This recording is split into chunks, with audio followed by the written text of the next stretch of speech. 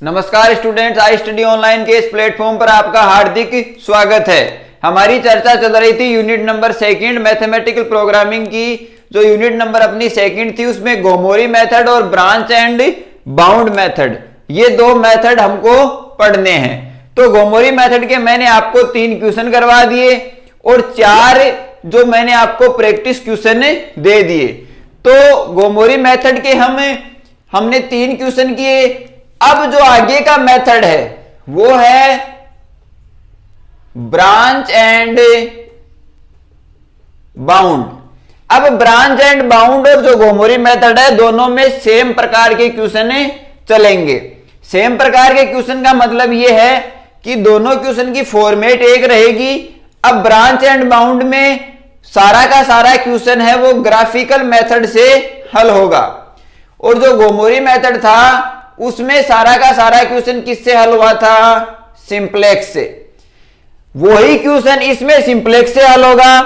Answer इसके जो आएंगे, जैसे इसके आंसर आए 1 और 2, तो इसी क्वेश्चन के वही आंसर होंगे 1 और 2, लेकिन ये ग्राफ के मेथड से हल होगा।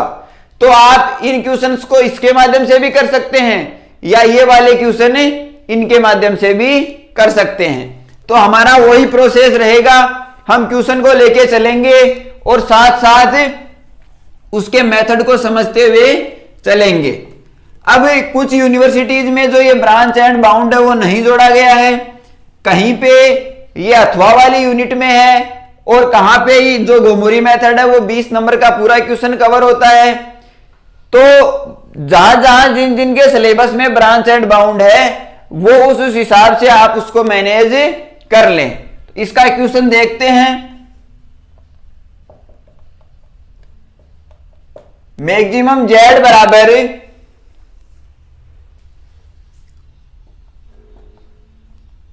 7x1 plus 9x2 such that की जो कंडीशन बनेगी वो है -x1 plus 3x2 is less than equal to 7 and 7x1 plus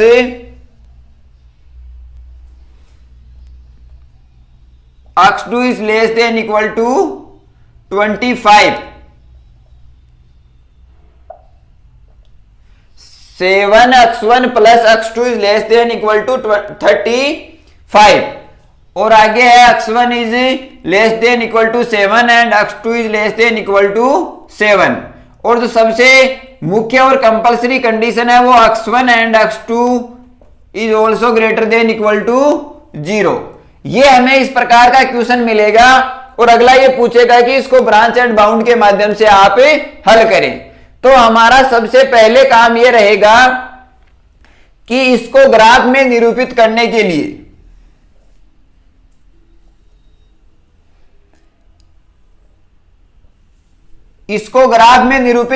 लिए सबसे पहले हमें कोऑर्डिनेट निकालने होंगे।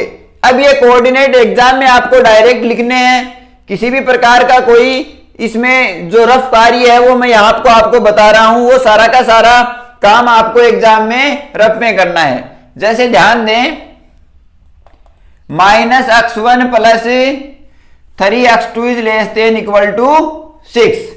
अब अगर यहां देखो मैक्सिमम वैल्यू निकालनी है जेड की, तो x1 की मैक्सिमम वैल्यू क्या हो सकती है? जब x2 को हमें 0 करेंगे तब जाके पता चलेगा। x2 को हम 0 करेंगे तो x1 हमें क्या मिलेगा? x2 को हम 0 करेंगे तो x1 मिलेगा -6। तो क्या कोऑर्डिनेट बने? -6 और 0 इस रेखा पर। अगर हम x2 को 0 करते हैं, अगर x2 को यहां x2 को 0 किया, x1 बराबर -6 मिला, -6 0 कोऑर्डिनेट बने। अब हम क्या करेंगे? x1 को 0 करेंगे, x1 को 0 करेंगे तो x2 क्या मिलेगा? x2 मिलेगा 2। देखो x1 को 0 किया, x1 को 0 किया, x2 बराबर ये 6 है और ये 3 इस तरफ जाएगा तो 2। तो यहां आपको कोऑर्डिनेट मिलेंगे 0 और 2। इसकी समीकरण इस ग्राफ में क्या होगी?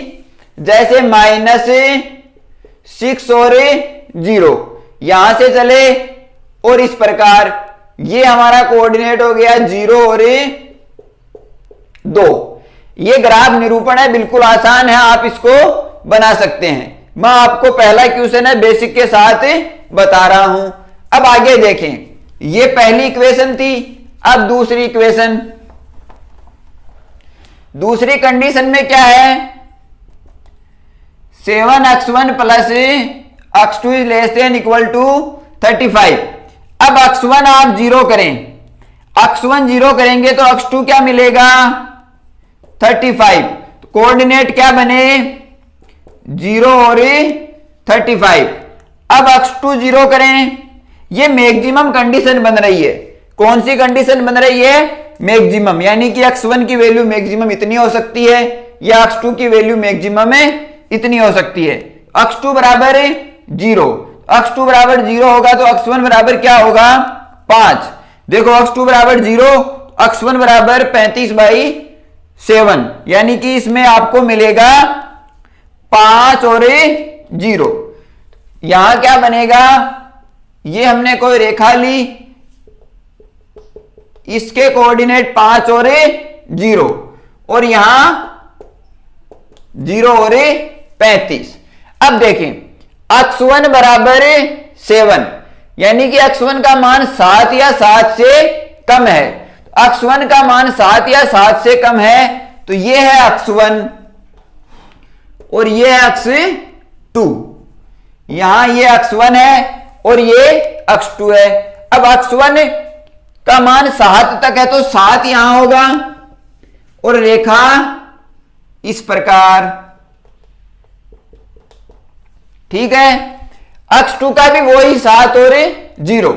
अब देखें हमने लाइन ली है -x1 plus 3x2 is less than equal to 6। मतलब ये जो लाइन है इसका ये अधिकतम मान है, इससे नीचे इसका परिबद्ध क्षेत्र होगा। ये साइन ये चीज बता रहा है कि इसका जो परिबद्ध क्षेत्र है वो इससे नीचे होगा। लास्ट में जो कंडीशन दी गई है कि x1 और x2 is greater then also 0, ये अनिवार्य कंडीशन है, कंपलसरी है। तो ये सारा का सारा जो ये लाइन और ये लाइन, यानी कि पॉजिटिव अक्ष दोनों है, इससे परिबद्ध क्षेत्र इससे क्या होगा ऊपर होगा। इसका परिबद्ध क्षेत्र कौन सा हो जाएगा, ये, ठीक है। ये जो लाइन है इसमें भी वही कंडीशन फॉलो होगी। 35 इसका मान अधिकतम है, जहां पे हमने ये लाइन बना रखी है, तो परिबद्ध क्षेत्र क्या होगा, ये होगा, ठीक है। अब इन दोनों को इंटरसेक्ट करवाने पर दोनों इंटरसेक्ट होंगे। देखें -x1 plus 3x2 is less than equal to 6, फिर 7x1 प्लस x2 35। अब इनको इंटरसेक्ट करवाएंगे, x1 और x2 की वैल्यू क्या मिलेगी। इसको अगर 7 से मल्टीप्लाई करवाएं तो ये 21 और ये 42, ये आपस में कैंसिल आउट हो गया। यहां पे 22x2 और ये आपको मिलेगा 77। तो x2 बराबर आपको मिलेगा 7/2। अब x2 की वैल्यू यहां पे 7/2 हम अगर इस समीकरण में रखते हैं तो x1 आपको मिलेगा 9/2, यानी कि आपको यहां पे ये जो पॉइंट मिला ये मिला 9/2 और 7/2। ये पॉइंट क्या मिला 9/2 और 7/2।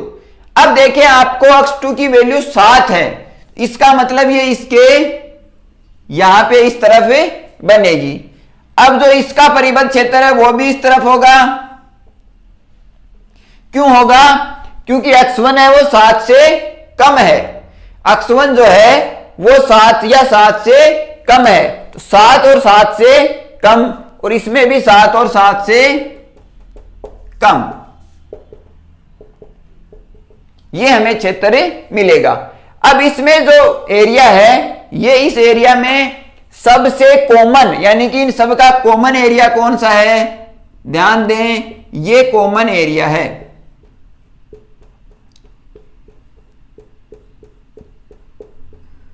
ये जो क्षेत्र होगा वो परिबद्ध क्षेत्र होगा।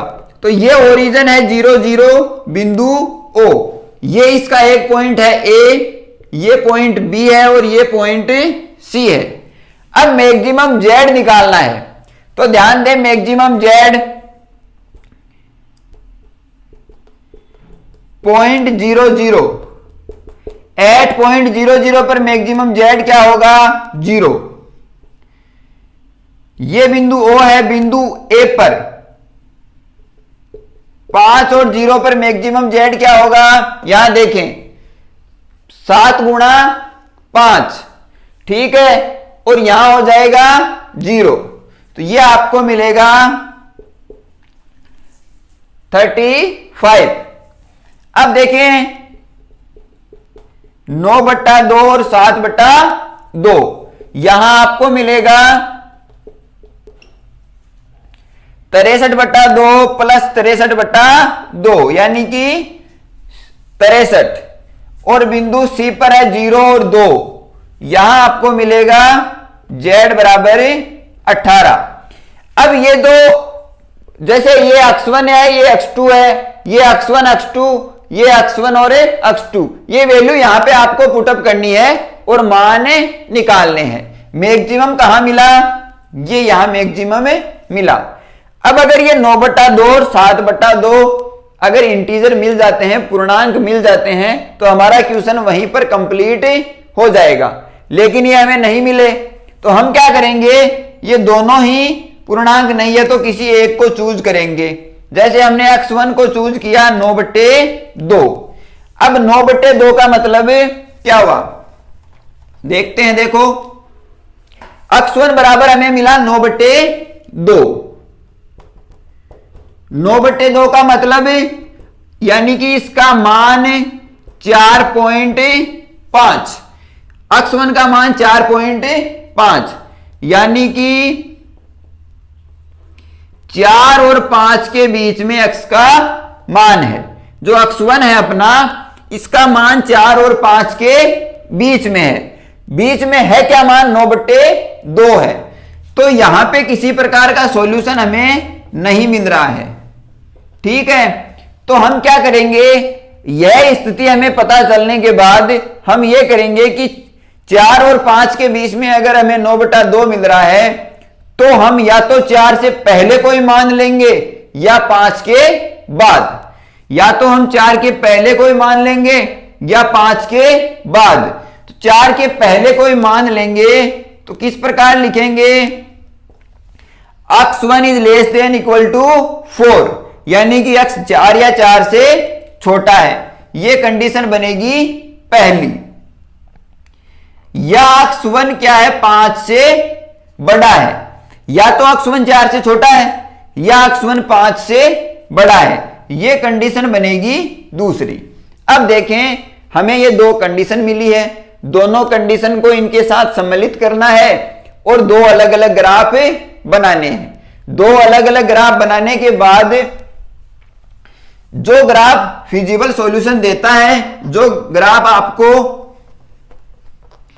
परिबद्ध क्षेत्र के माध्यम से x1 और x2 की वैल्यू देता है, तो उस ग्राफ का हम निरूपण करेंगे और वही हमारा आंसर होगा। इस प्रकार से इस क्वेश्चंस को हमको करते हुए चलना है, ग्राफ का निरूपण करना है।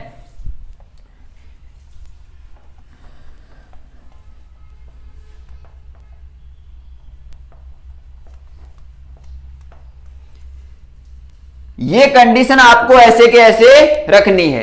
अब ये जो कंडीशन है ये हो गई ए, इसमें आपको क्या ऐड करना है, x1 is less than equal to 4। हमने क्या किया कि ये जो पहले कंडीशन दी गई थी, फिर हमें x1 का मान 4 और 5 के बीच मिला। 4 और 5 के बीच मिला तो हमने क्या किया कि एक कंडीशन में 4 से जो छोटे मान थे उनको लिया, और अगली कंडीशन में हमने क्या किया कि जो 5 से बड़े मान है वो लेंगे। तो यहां कंडीशन होगी बी कंडीशन में क्या होगा, मैक्सिमम z बराबर 7x1 plus 9x2 and x1 minus के plus 3x2 is less than equal to 6। 7x1 plus x2 35, x1 is less than equal to 7 and x2 is less than equal to 7। यहां क्या होगा, x1 is greater than equal to 5। अब यहां पे हमें ये चीज नहीं मिली, यहां पे ये चीज नहीं मिली। अब आगे देखते हैं, अब इन दोनों के अलग अलग ग्राफ बनाने हैं, उसका अलग ग्राफ और इसका अलग ग्राफ। यहां आपको मोस्टली क्वेश्चन में क्या मिलेगा कि किसी एक में आपको कोई फिजिबल एरिया नहीं मिलेगा, उसको छोड़ देना है और इसके फिर से दो ग्राफ बनेंगे, फिर इसको आगे चलाना है। देखते हैं, देखें, ये ग्राफ था अपना। अब जो पहले लाइनें थी वो वैसी की वैसी आएंगी, तो ये कौन सी थी, -6 और 0, ये 0 और 2, ये 5 और 0, ये 0 और 35, ये x2 है और ये x1 है। यहां आपको लाइन मिली थी 7 और 0, ये मिला था 9/2 और ये 7/2। ये पॉइंट जो है वो है 0 और 35, ये है 0 और 7। यहां तक हमने ग्राफ पिछला ग्राफ था वहां तक ये चीजें बना ली थी। अब देखें x1, ये x1 की लाइन है, यहां ओरिजिन है, x1 क्या है 4। यहां हमने, अब देखो ये है 9/2, 9/2 का मतलब 9/2 का मतलब 4.5, 4.5 है, तो ये कहां होगा, इससे थोड़ा इस तरफ।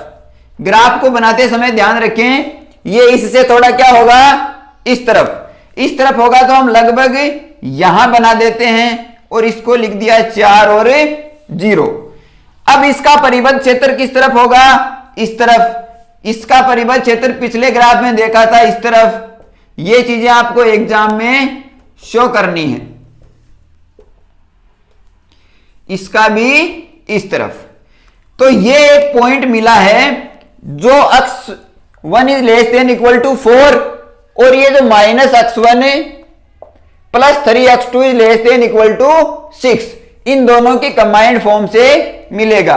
तो x1 बराबर अगर आप यहां 4 लिखें, देखें x1 बराबर आप लिखें 4 plus 3x2 is less than equal to 6। यहां से आपको x2 मिलेगा 10/3। x2 क्या मिला, 10/3, और x1 क्या है 4। तो ये जो कंडीशन बनी, अब देखो इसको O नाम दे दें, इसको A दे दें, इसको B दे दें और इसको C दे दें। परिबद्ध क्षेत्र कौन सा हुआ, जो कॉमन पॉइंट है वो मिला, ये क्या मिला, कॉमन पॉइंट। अब देखें, आपको बिंदु O पर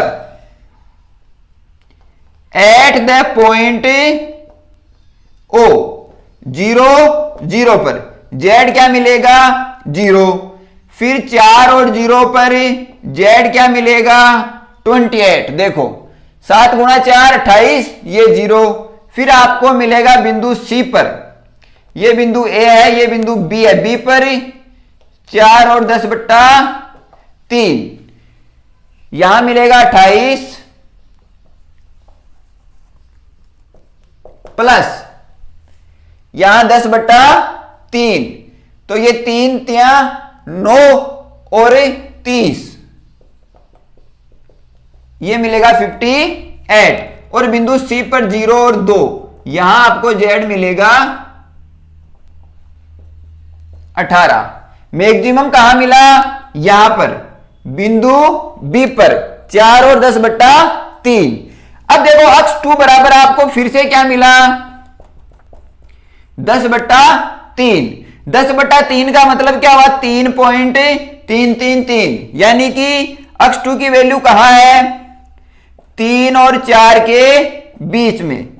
x2 की जो वैल्यू है वो 3 और 4 के बीच में है। ये काम हमारा उस ग्राफ में हुआ। अब उस ग्राफ को आपको किस प्रकार बढ़ाना होगा, x2 की वैल्यू आपकी 3 और 4 के बीच में है, तो आपको किस प्रकार लेना होगा कि x2 की वैल्यू या तो 3 से क्या हो, कम हो, या तो x2 की वैल्यू 3 से कम हो या x2 की वैल्यू 4 से ज्यादा हो। या तो x2 की वैल्यू 3 से कम हो या x2 की वैल्यू 4 से ज्यादा हो।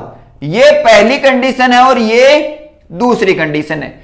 ये हमारा इस ग्राफ का काम है पूरा हुआ। इस प्रकार से आपको ये ग्राफ बनाना है। जो पहले वाली लाइनें थी वो लिखनी है, उसके बाद जो नई ये जो कंडीशन अप्लाई की है ये कंडीशन, फिर जो कॉमन एरिया है उसको चिन्हित करें, फिर उस जो पॉइंट बने हैं वहां से z का मान निकालें। जो मैक्सिमम वैल्यू आई है 58, ये मैक्सिमम वैल्यू पर x1 और x2 देखें। अगर इंटीजर मिल रहे हैं, पूर्ण संख्या मिल रही है तो वही क्वेश्चन खत्म।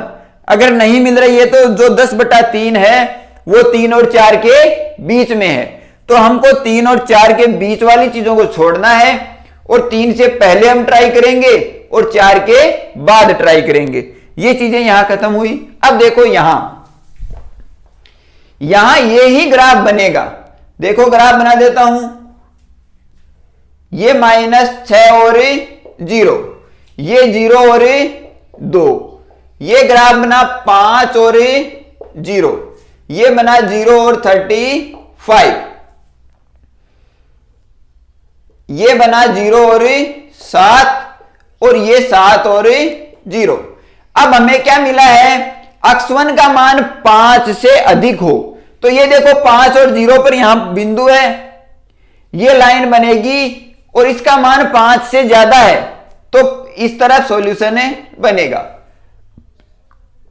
और इसका सॉल्यूशन होगा इस तरफ, इनका इस तरफ, इनका भी इस तरफ। तो ये दोनों लाइनें कभी नहीं मिलेंगी, ये दोनों लाइनें कभी नहीं मिलेंगी।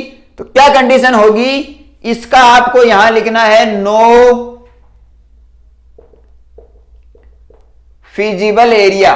मैंने आपको कहा था कि एक ग्राफ में नो फिजिबल एरिया आएगा। अब वो हमारा क्वेश्चन का भाग हो गया, इसको यहीं छोड़ना है। यहां तक आप लिखें, नीचे लिख दें नो फिजिबल एरिया।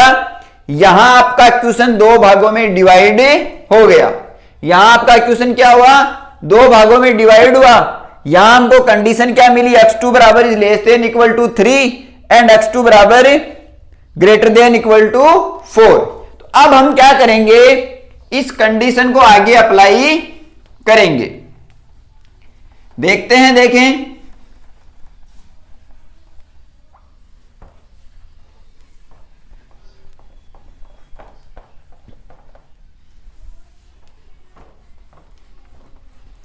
इस प्रकार के क्वेश्चन में मुख्य रोल ग्राफ का रहेगा। ग्राफ किस प्रकार बनाते हैं, मैक्सिमम और मिनिमम एंड ग्रेटर देन और लेस देन वाली कंडीशन को ग्राफ में किस प्रकार शो किया जाता है, वो सारी चीजें आपको देखनी है।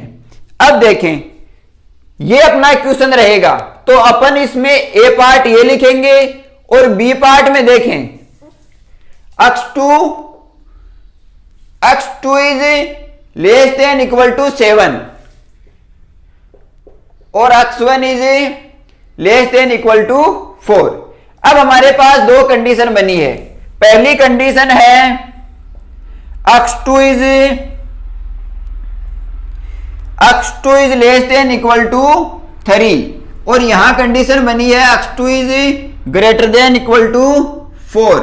ये हमारे पास कंडीशन बनी है, यानी कि जो हमारे पास पहले फॉर्म थी उस वहां तक लिखना है और उसके आगे जो नई फॉर्म बनेगी उसको लिखना है।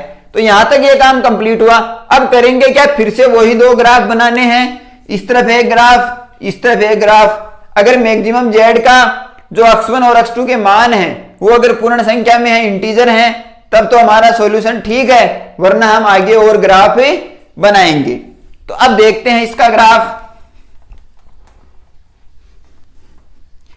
एक फॉर्मेट है, उसी फॉर्मेट पे पूरा क्वेश्चन चलेगा और उसी फॉर्मेट पे पूरा का पूरा मेथड चलेगा। अब देखें, सबसे पहले वाली लाइन जो अब तक आपको याद हो गई होगी, ये -6 और 0, ये 0 और 2। फिर 2 नंबर की लाइन, ये 5 और 0, ये 0 और 35। फिर 3 नंबर की जो कंडीशन है वो अप्लाई होगी यहां पर 7 और 0। 4 नंबर की कंडीशन ये थी 0 और 7। फिर आगे x1 4, ये कंडीशन यहां बनी थी।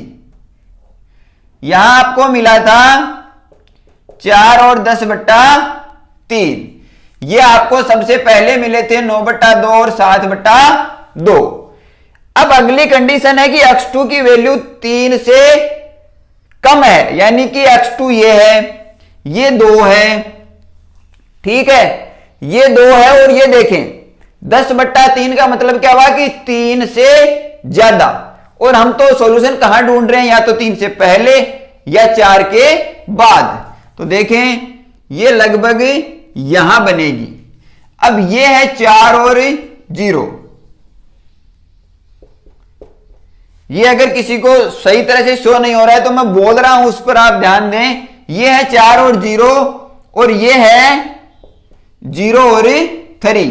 ये कौन सी लाइन है? ये लाइन है x2 is greater than equal to 3। अगर आप एग्जाम में इस प्रकार लिखते हैं तो भी कोई दिक्कत नहीं होगी। इस प्रकार इसको लिख दें, इसको लिख दिया x1 इज ग्रेटर देन 7। इस प्रकार आपको इसको लिखते हुए चलें। अब देखो 2 पॉइंट मिले, एक ये पॉइंट और एक ये पॉइंट, ये हमें निकालने हैं। अब ये रेखा जा रही है 4 पे और ये 3 पे, तो यहां ये पॉइंट मिलेगा 4 और 3। सीधा सा पॉइंट है, ये 4 पे रेखा जा रही है और वो 3 पे। तो ये कौन सी रेखा थी? ये चीज। तो यहां आपको सीधा पॉइंट मिल गया, निकालने की जरूरत नहीं है, 4 और 3, काम खत्म। ये देखें x2 बराबर 3, x2 बराबर 3 लेना है कौन सी लाइन पर? इस लाइन पर। x2 बराबर आप 3 लोगे तो आपको x1 बराबर देखें -x1 प्लस 3 गुणा 3 बराबर 6, -x1 बराबर -3, x1 बराबर 3। ये आपको क्या मिलेगा? ये आपको मिलेगा 3। x1 बराबर 3 मिला और x2 पहले से 3 है। ये है 3 और 3। देखें यहां 3 रखें, यहां 3 रखें तो ये होगा -3 प्लस का 9, तो आपको प्लस के 6 मिलेंगे। अब देखें ये O है, ओरिजिन 0 से 0, ये A ले लिया, ये मैं पॉइंट ले रहा हूं B, ठीक है, यहां जगह नहीं है, ये पॉइंट ले रहा हूं C। अब देखें परिबद्ध क्षेत्र, सारी लाइनों का परिबद्ध क्षेत्र इस प्रकार है, इस तरफ आ रहा है और इस ओरिजिन से उस तरफ, यानी कि यहां परिबद्ध क्षेत्र हो रहा है। अब ये जो x2 है, x2 का मान 3 से कम है, यानी कि ये लाइन, इसका परिबद्ध क्षेत्र हमें देखना है। इसका परिबद्ध क्षेत्र कहां होगा? नीचे की तरफ। आप सभी लाइनों का परिबद्ध क्षेत्र शो करते रहें, इनका परिबद्ध क्षेत्र ये होगा। अब करना क्या है कि जिनका परिबद्ध क्षेत्र पहले वाले ग्राफ में आप दर्शा चुके हैं तो उनका परिबद्ध क्षेत्र आपको बताने की जरूरत नहीं है। जो सबसे नई जो फॉर्मेशन आई है उसका परिबद्ध क्षेत्र आपको शो करना है। इसमें हमें ये मिला, ठीक है। यहां पॉइंट क्या क्या मिले? एट पॉइंट O पर 0 और 0, A पर 4 और 0, B पर 4 और 3 एंड C पर, ये देखो O, A, B और C, और ये पॉइंट है D। C पर मिला 3 और 3 और D पर 0 और 2, ये पॉइंट मिले। तो 0 और 0 पर निकालें तो 0 आएगा मैक्सिमम Z। यहां आपको Z निकालना होगा तो 28 मिलेगा, यहां आपको Z निकालना होगा तो 28 प्लस 27, यह आपको मिलेगा 55, ठीक है। यहां पर अगर आप Z निकालना चाहें 21 प्लस 27, यहां आपको मिलेगा 48, और यहां आप जेड निकालना चाहें तो आपको मिलेगा 18। अब देखिए मैक्सिमम कहां है, यहां है मैक्सिमम।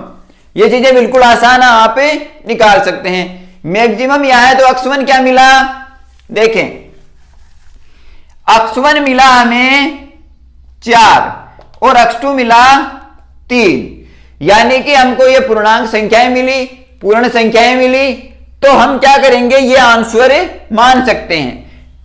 अब x1 हमें मिला 4 और x2 मिला 3। अब ये जो एक ग्राफ और बचा है, इसमें हम क्या करेंगे कि देखेंगे कि उससे ज्यादा मैक्सिमम मान तो नहीं आ रहा है, तो ये ग्राफ निरूपण करेंगे। इसी प्रकार का ग्राफ बनेगा। अब इसमें x2 होगा, ये x2 यहां होगा। तो देखते हैं इसको, ग्राफ बनाते हैं।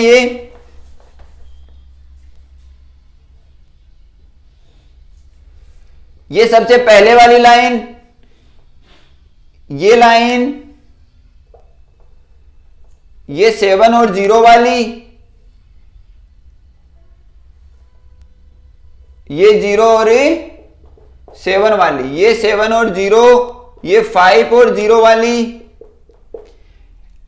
अब x1 is 4, ये लाइन ये होगी। अब x2 4, यानी कि x2 की वैल्यू 4 से ज्यादा। x2 की वैल्यू 4 से ज्यादा कहां होगी, x2 की वैल्यू ये x2 है। अब यहां पर देखो 3 था, ये लाइन हमने यहां इंक्लूड करी, ये 0 और 2 है, तो ये लाइन यहां इंक्लूड होगी, ये लाइन इंक्लूड यहां होगी। तो इसका जो फिजिबल एरिया होगा वो ऊपर की तरफ होगा, बाकी सबका क्या होगा, नीचे की तरफ होगा, यानी कि ओरिजिन की तरफ होगा। इसका ओरिजिन से दूर होगा, यानी कि इसकी वैल्यू 4 से लेकर अनंत तक हो सकती है। अब देखें ये लाइन इस तरफ आ रही है, देखें तो ये लाइन इस तरफ आ रही है, ये लाइन ऊपर जा रही है, तो फिजिबल एरिया नहीं बनेगा। इसमें आप लिख दें no feasible area. No feasible area का मतलब यहां तक ही हमको काम करना है। इसमें क्या करेंगे, x1 बराबर 4 मिलेगा और x2 बराबर 3 मिलेगा। तो x1 बराबर 4 और x2 बराबर 4 मैक्सिमम जेड में रखेंगे तो हमें मिलेगा ये वैल्यू 7 गुणा 4 प्लस 9 गुणा 3 बराबर 55। ये x1 बराबर 4 होगा और x2 बराबर 3 होगा। तो इस प्रकार से ये क्वेश्चन होगा। इस क्वेश्चन में हमको क्या करना है कि सबसे पहले ग्राफ बनाना है, जो हमें कंडीशन दी गई है उनके माध्यम से हमें ग्राफ बनाना है। ग्राफ बनाने के बाद ग्राफ के माध्यम से जो पॉइंट हमें मिलेंगे, जो पॉइंट हमें मिलेंगे उन पॉइंट्स के माध्यम से हमें मैक्सिमम जेड निकालना है। अगर वैल्यू इंटीजर नहीं आती है, अगर वैल्यू फ्रैक्शन में है तो उसको चेंज करना है। चेंज किस प्रकार करना है, जैसे वैल्यू है 4/3, इसका मतलब ये 1 से ज्यादा है। या वैल्यू आप जैसे 7/2 है, तो ये वैल्यू क्या है 3 और 4 के बीच, यानी कि 3.5 है। तो हम क्या करेंगे, जैसे ये x1 की वैल्यू है तो x1 क्या होगा 3 और 4 के बीच में इसका मान नहीं होगा, आंसर नहीं मिलेगा। तो कंडीशन क्या अप्लाई करेंगे कि x1 लेंगे 3 से या तो छोटा या 4 से बड़ा।